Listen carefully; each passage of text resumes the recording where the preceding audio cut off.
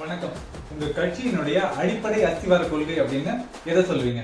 ஏழை எளிய மக்களுக்கு உறுதுணையாய் செயல்படுவது. அந்த கொள்கை அடிப்படையிலான செயல்பாடுகள் சிலவற்றை எங்களுக்கு சொல்ல முடியுமா?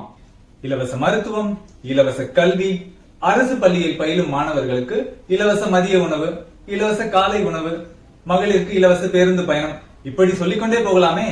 அந்த கொள்கையின் அடிப்படையில் ஏழைகளுக்கு இலவச சேவைகளை வழங்குவது மட்டும்தானா, அல்லது ஏழைகளை வறுமையிலிருந்து மீட்டெடுப்பதும் இதில் அடக்கமா? அது என்ன புதியதொரு பொருளாதாரம்? உதாரணமா இந்த பெண்களுக்கான ஃப்ரீ பஸ் நம்ம எடுத்துக்கலாம்.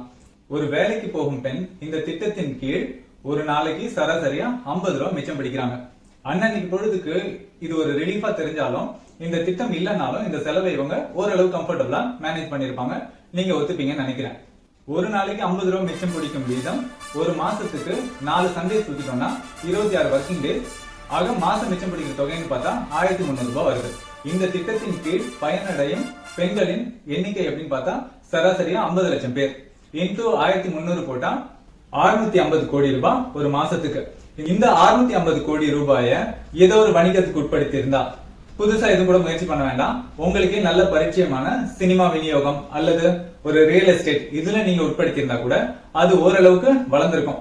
ஐயோ ஏன் அடிமடிக்கு வர அப்படின்னு சொல்லி நீங்க ஃபீல் பண்ணீங்கன்னா, இதை எல்லாருக்கும் நல்லா தெரிஞ்ச மியூச்சுவல் ஃபண்ட்ஸ்க்கு நீங்க மூவ் பண்ணியிருந்தா கூட குறைஞ்சது 15ல இருந்து 20% சிஏஜிஆர்ல இந்த பைசா வளர்ந்திருந்தாலும் 5 வருஷம் நீங்க தொடர்ந்து இந்த 650 கோடியை எஸ்ஐபி முறையில உள்ள போட்டுட்டே இருந்திருக்கலாம். 5 வருட இறுதியில் இந்த தொகை மொத்தமா எவ்வளவு இருந்திருக்கும் அப்படின்னு சொல்லி பாத்தீங்கன்னா 56,000 இருந்து 60,000 கோடி ரூபாய் இருந்திருக்கும்.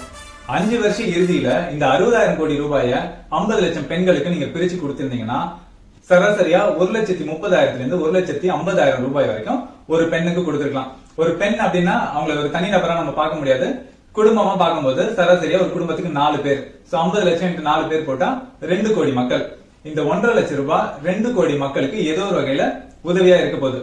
இந்த பணத்தை கொண்டு அவங்க தலையில இருந்த ஒரு கடன் அடைச்சிருக்கலாம், இல்ல அவங்களுக்கே தெரிஞ்ச ஏதோ ஒரு தொழிலுக்கு பயன்படுத்தி இருக்கலாம்.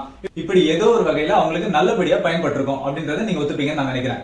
ஒரு ஃப்ரீ ஸ்கீமை ஆக்கப்பூர்வமா கன்வெர்ட் பண்ணாலே கிட்டத்தட்ட ஒரு ஃபேமிலிக்கு 1,50,000 லட்சம் ரூபாய் நம்மளால கொடுக்க முடியும் அப்படின்னும் போது எத்தனையோ ஃப்ரீ ஸ்கீம்ஸ் இருக்குது. அது எல்லாமே ப்ரொடக்டிவா கன்வெர்ட் பண்ணா இது இன்னும் பல சாதனைகளை புரியும்.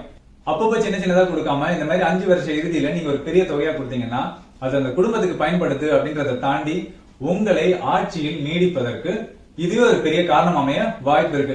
இதையும் நீங்க ஒத்துப்பீங்கன்னு நான் நம்புறேன். எத்தனையோ சொன்னீர்கள், ஆனால் அந்த இறுதியாக சொன்ன ஒரு கருத்து எனக்கு நன்கு விளங்கியது.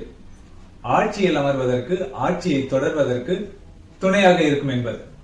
நன்றி.